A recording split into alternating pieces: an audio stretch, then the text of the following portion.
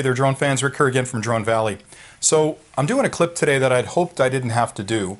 I've been kind of tossing and turning over it all week, deciding should I or shouldn't I, and I feel like it's time that I actually address the issue. I've had a lot of questions from friends and questions from people online around what's going on with the DJI Mavic release. Why is it delayed? Why are they not putting information out in the public to sort of inform us as to why the delay is occurring?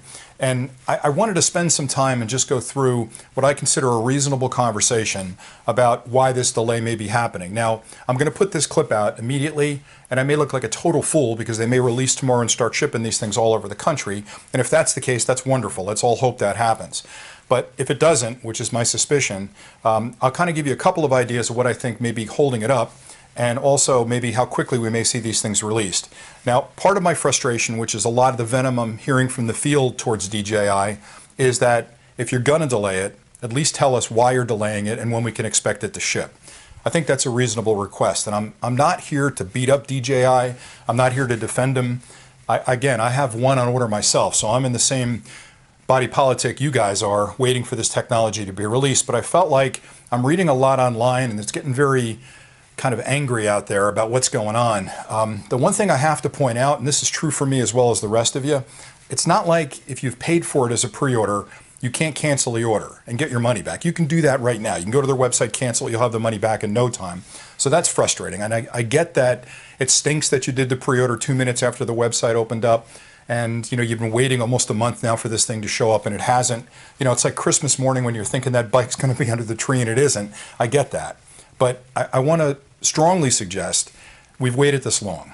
And by any measure, this drone is a fantastic product. It's unlike anything else that's ever been released, including the Karma. And I don't want to get into a Karma versus Mavic fight, but it's a different type of drone. And if you're a fan of DJI, you've been waiting for this sort of pinnacle of technology to hit the street.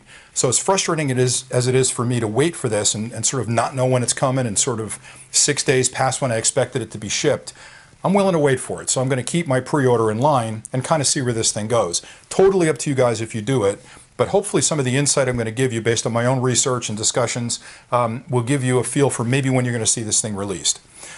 All right, so having said that, I have to also say out of the gate, I have no inside information. Even though I'm an authorized DJI retailer, I haven't talked to my distributor about it. I don't have any more information that's out there in the public right now. So it's not like I have any inside information. So take anything I'm going to talk about today as my opinion. But it's not just me spouting off. I've really done a lot of homework around this because in my career, I've worked for large electronics companies. Some of them are commercial, some of them are consumer. I've owned retail establishments. So I've been in the food chain of distribution for a long, long time, 3 decades or more. So I understand completely when a company decides to release a product, there's a long food chain of activity that has to take place between that initial concept of design through the production, the building of it, the shipping of it, the marketing around it, the financing around it. And that's not something that happens overnight. So if you'd watch my original clip on the Mavic, I talked about how the timing was interesting because, Karma came out with that drone. I don't think DJI was ready for that. And they've had this drone probably in development for probably a year or more. Maybe it was even 2 years of development. How frustrating for them to be sort of ready to launch this brand new product, this market-making product into the world and have another company scoop them. So the first thing I want to talk about is sort of the commercial pressures they're feeling. And I do have empathy for them because, again, I'm sure there's a whole team of people that have been designing this thing for a couple of years. There's a marketing team that's got an entire litany of dates and ad spots and copy ready to release this thing. And all of a sudden, out of nowhere, Karma's been hinting about a drone for some time. And poof, they released the drone. Panic moment at corporate. Okay, so let's talk about the timeline. So Karma discussed this drone. The Karma drone was discussed back in May of 2015. And that was at a press conference where the head of the company said, we're going to build a drone and we're going to build it as the ultimate accessory for the GoPros. So they really looked at that as just another type of mount that happens to be able to fly. But that was the first sort of shot across the bow for DJI that they were coming out with the drone. I don't think anybody anticipated they'd come out with this really cool folding drone with all the built-in features it's got on it. But at any rate, they had the announcement on September 19th and said the drone will be ready to ship and in stores October 23rd. Now, if you're DJI, just imagine you've got relationships with Apple stores, you've got relationships with online retailers, big online retailers. I'm a small fry compared to some of these large online retailers. and you've got them sort of waiting for this big announcement from you, and you get scooped by GoPro with this Karma product. And not only was it a new drone, which would have been bad enough, it's a new folding drone. It's a new portable drone. It's got cool features like a removable gimbal, and all of a sudden there's an oh my gosh moment at corporate, and they're saying, we have to get this Mavic out in the street. It has to be released. We have to make an announcement. We've got to talk about it in the press. We've got to get people excited about it. And when I watched the press conference announcing the Mavic, I felt that it was pretty well polished, but it seemed a bit rushed to me. It seemed like they were rushing through the presentation. Maybe some of the graphics weren't as good as they should have been. And I almost hoped that they'd held back a little bit, especially about the dates. Like, be conservative about the dates. But I also believe that they wouldn't have had the press conference and announced the product had they not built this product, had they not tested the hell out of it, right? So I'm not one of those guys that thinks, oh, they're not building them, they're nowhere. There are other reasons they're not being shipped. I fully believe that those Mavics are done. There's a bunch of them built already. They're going to be shipped to us very soon. And there's one or two things that are holding up the actual physical shipment of those units to us. Because if you've watched any of the social YouTube guys that got them, that's a finished product. Those were not prototypes. They weren't kind of kludgy and taped up and, you know, kind of scratched up. They were finished products. They were retail products, which had Mavic silk screened on it. It had all the graphics on it. So that product is built someplace. And there's I think one or two things that may be holding it up, and I'll get to those in a second. But I think what the kind of the umbrella problem here over everything is the commercial pressure that DJI felt to sort of at least have a statement out there about their drone. Because I feel, again, and I said this in both the reviews I did, because I haven't got either one of them in my hands yet, I felt like this is a brand new category of drone, without question. It's different than anything that's ever been released before. It's going to appeal to a lot more consumers that are looking for a smaller portable drone, and that's why the Karma is such a big threat. Had that drone not been a folding drone, I don't think DJI would have talked about the Mavic until it was ready to go, and all the kinks and problems that we're seeing now play out in the market space would have been sorted out. Anyway, be that as it may, the Mavic had to react to that. So, of course, the Mavic announced on September 27th, immediately started taking pre-orders.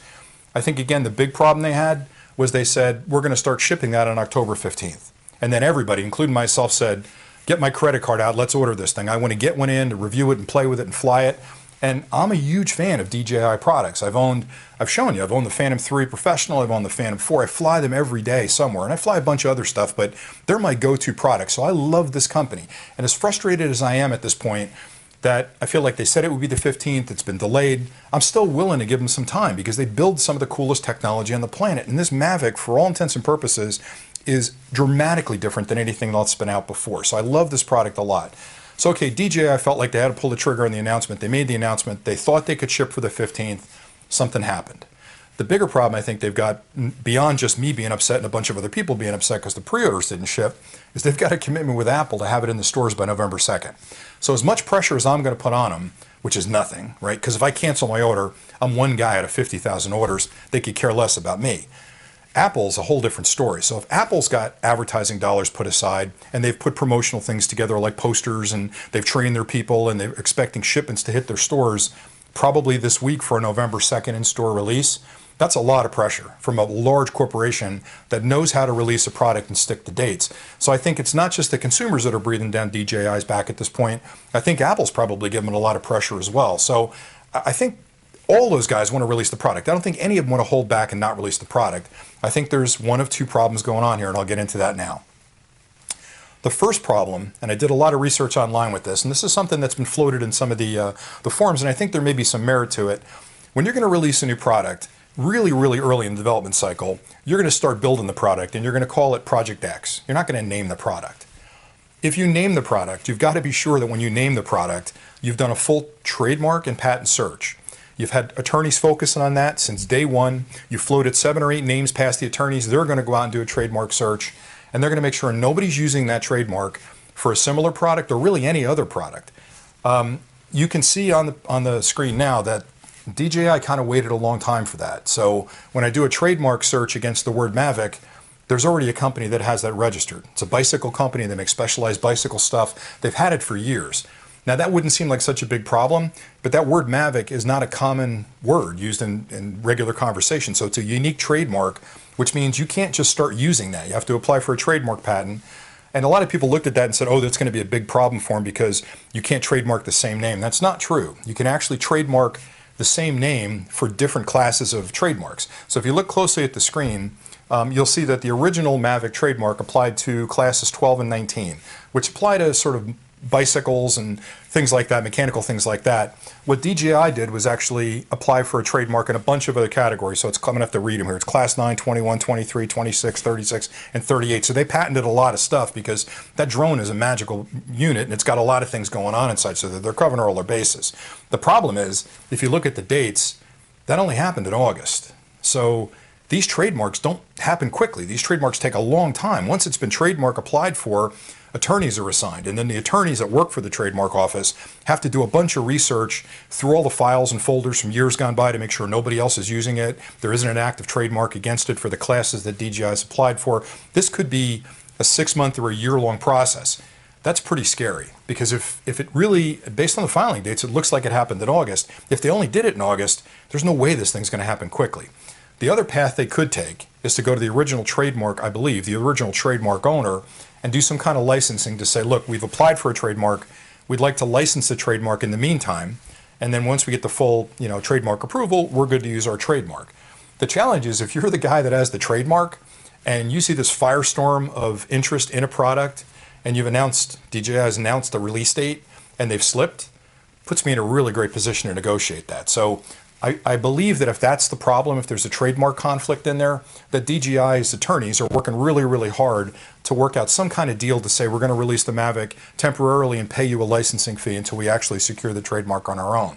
And again, the filings are something that I just did a bunch of Google searches and found all the information out there, but you can see from the paperwork that that patent filing is still under review. It hasn't even been assigned to an attorney yet, so that process of searching it and researching it hasn't really even started yet. So that means it's going to be a long process, and there's no way that they can wait 6 months or a year to release this. So what are they going to do at that point? Well, if they built 50,000 of these things and they've silkscreened the name Mavic on the case, they could send them out with stickers and we could change it to Maverick or something else, I guess. But that's a problem they've got to work through legal. I think their clearest path is to sit down and talk to the people that own the trademark and try to negotiate some kind of deal to use that trademark name. So let's put the trademark part of it aside for a second. And that could be a stumble for them, but let's see how that turns out.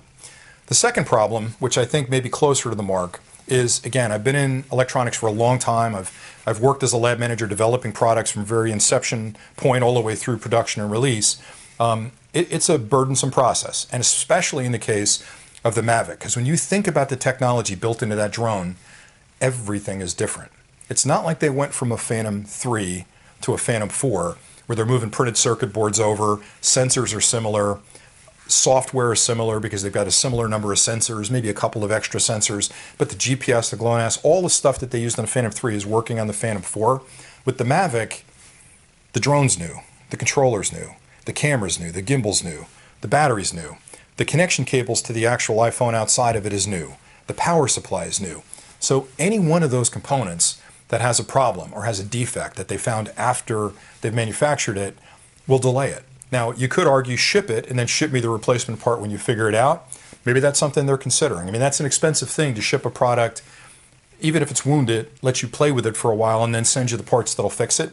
I don't think they're going to do that. So the second thing I'm betting on is, because, again, of the commercial pressures they felt initially out of the gate to get this thing out the door, maybe it didn't have as much rigorous product testing as it should have. They sent it out to a bunch of YouTubers. We've all seen the videos of Casey flying it away and it's gone, right? So was that Casey doing it, or did the drone decide it's going to take a vacation and fly off on him? So I don't know, but I am worried as an engineer that any new product that comes out, if I'm changing one thing, that's kind of an evolutionary move. So if I'm taking a Phantom 3, changing 2 or 3 things on it, that's an evolution to the next generation, the Phantom 4. The move from that type of technology in a Phantom 4 to a Mavic, that's a revolutionary kind of moon launch kind of a project. That's not something where you've got a lot of intuitiveness that you can sort of transfer over to the Mavic. You've got a folding frame. You've got all new pressures and torques and stuff involved in it. And again, I know these guys are brilliant. I'm sure they've done a fantastic job with it, but they can't get 99% of it right and sell the product. They have to get 100% of it right. And when changing all those pieces, chances are, the odds are not in your favor that something's going to show up in your testing. So that could be the second path that's tripping them up. I'm hoping that isn't the case, but if it is the case, in some ways that's a little cleaner to fix than the trademark and patent issue would be. So I think those two, and again, I don't know better than anybody else talking about it, but from my research and my experience in the field, those are the two things I think that are at the core of this. So the last thing I want to talk about is sort of my impressions of where this goes, because I know I'm frustrated. You know, whether I'm a 9-year-old looking for the bike at Christmas under the tree and it doesn't show up, or I'm an older guy who's plunked down $1,000 to buy a new drone that I expected to have a week ago, it's frustrating not getting that drone. So my natural reaction is, let me punish the company. Let me cancel my order, and the hell with them. I'm going to go buy something else, or I'm just going to keep flying my Phantom 4, or better yet, I'll buy a different company's drone. I'm only spiting myself in that case, and that's just me personally. You made me mad enough where you're thinking, I'm done with these guys for good, I'm canceling the order, I'm never going to buy another DJI product. I would caution you as a friend to not do that. And again, I'm not representing the company, I'm just a regular guy that flies drones. But from my perspective, the technology is worth the wait.